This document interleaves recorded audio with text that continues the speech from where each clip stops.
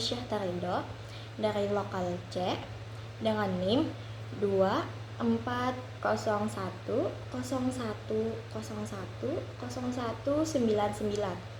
Jadi saya akan menjawab soal panel tes kewarganegaraan. Soal yang pertama, jelaskan apa itu HAM. Jadi, HAM itu adalah hak asasi manusia, merupakan hak yang pasti ada di setiap individu, yang mana hak tersebut tidak boleh diganggu maupun dirampas oleh orang-orang karena orang lain tersebut sudah memiliki hak asasi masing-masing. Makanya, dalam undang-undang itu dibentuk peraturan-peraturan tentang hak asasi manusia atau HAM. Hak asasi manusia adalah hak dasar yang melekat pada diri manusia yang sifatnya kodrati dan universal sebagai karunia Tuhan yang Maha Esa dan berfungsi untuk menjaga kelangsungan hidup, kemerdekaan, perkembangan manusia dan masyarakat yang tidak boleh diabaikan, dirampas, dan diganggu oleh siapapun. Berikutnya, jelaskan dan berikan contoh kasus tentang demokrasi. Demokrasi merupakan suatu jalan untuk melakukan perubahan atas apa yang terjadi di masa lampau, mengembalikan hak menentukan pemimpin kepada rakyat, penguasa di bawah pengawasan rakyat. Dalam sejarah ketetanan Republik Indonesia yang telah lebih dari setengah abad, perkembangan demokrasi mengalami fluktuasi atau pasang surut. Masalah pokok yang dihadapi oleh bangsa Indonesia adalah bagaimana upaya peningkatan kehidupan ekonomi dan membangun kehidupan sosial, politik, dan demokrasi dalam masyarakat yang plural.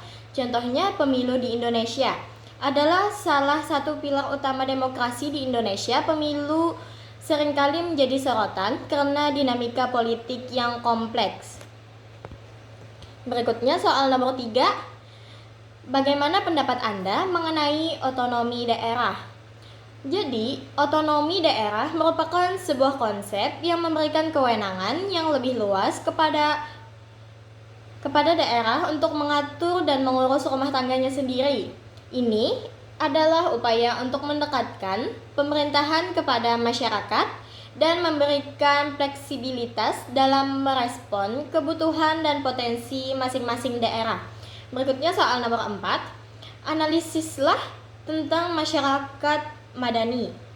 Jadi, masyarakat madani adalah pilar penting dalam membangun masyarakat yang demokratis, adil, dan sejahtera.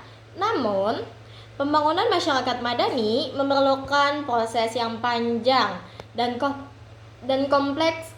Tantangan yang dihadapi juga sangat beragam. Oleh karena itu, perlu adanya kerjasama antara pemerintah, masyarakat sipil, dan seluruh komponen masyarakat untuk mewujudkan masyarakat madani yang ideal. Soal yang nomor 5, sebutkan nama-nama tokoh dan jelaskan mengenai tata kelola pemerintahan yang baik dan bersih. Jadi yang pertama ada Plato atau filsuf Yunani. Yang kedua, Niccolo Machiavelli. Yang ketiga, Thomas Hobbes. Yang keempat, John Locke. Yang kelima, Jean-Jacques Rousseau. Yaitu tata kelola yang baik, tata kelola pemerintahan yang baik dan bersih adalah suatu sistem pemerintahan yang efektif, efisien, transparan, akuntabel, dan partisipatif. Beberapa prinsip utama dari good governance adalah 1. Transparansi. Informasi publik harus mudah diakses dan dipahami oleh masyarakat. Yang kedua, akuntabilitas. Pejabat publik harus bertanggung jawab atas tindakan dan keputusan mereka. Yang ketiga, partisipasi. Masyarakat harus dilibatkan dalam proses pengambilan keputusan. Yang kelima, efisiensi. Sumber daya negara harus digunakan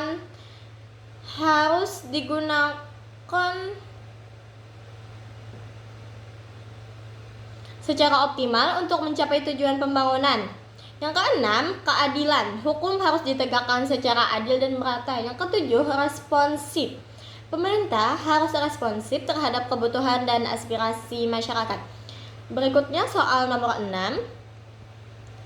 Apa yang dimaksud dengan ketahanan dan integrasi nasional? Ketahanan dan integrasi nasional adalah dua hal yang sangat penting bagi negara. Ketahanan nasional adalah kemampuan bangsa untuk menghadapi ancaman dan menjaga stabilitas demi kelangsungan negara. Ini penting karena Indonesia adalah negara dengan posisi strategis, keragaman budaya, dan tantangan geopolitik. Sedangkan integrasi nasional adalah proses menyatukan berbagai elemen masyarakat untuk membentuk identitas bersama. Hal ini penting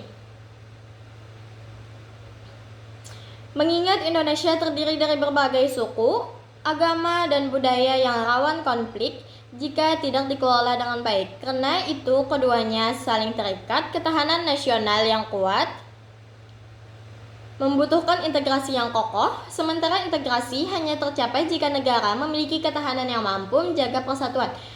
Berikutnya soal yang terakhir, yang nomor 7, yaitu menurut pendapat Anda, apa yang dimaksud dengan wawasan Nusantara?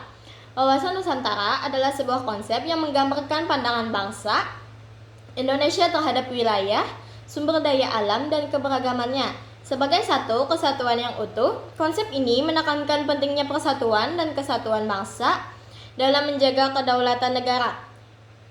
Mungkin itu saja untuk soal dan jawaban dari saya. Salah khilaf mohon dimaafkan.